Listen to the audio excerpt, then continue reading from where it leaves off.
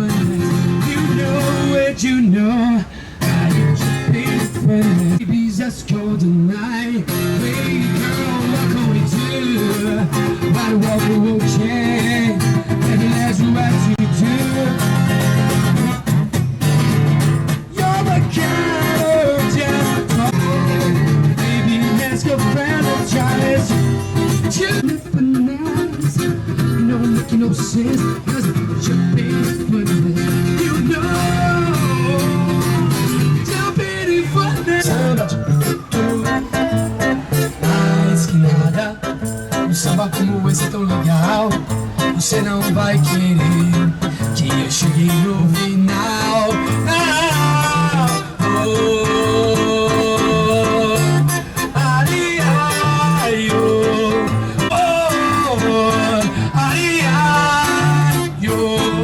Oba, oba, oba. Mais que nada, sai da minha frente que quero passar. Hoje o samba está animado, eu quero é sambar.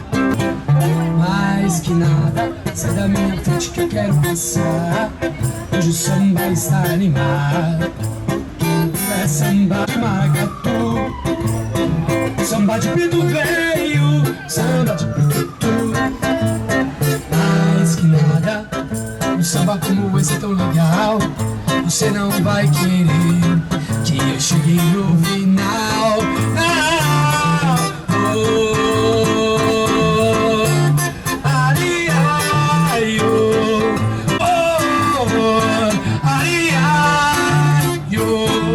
Oba, oba, oba.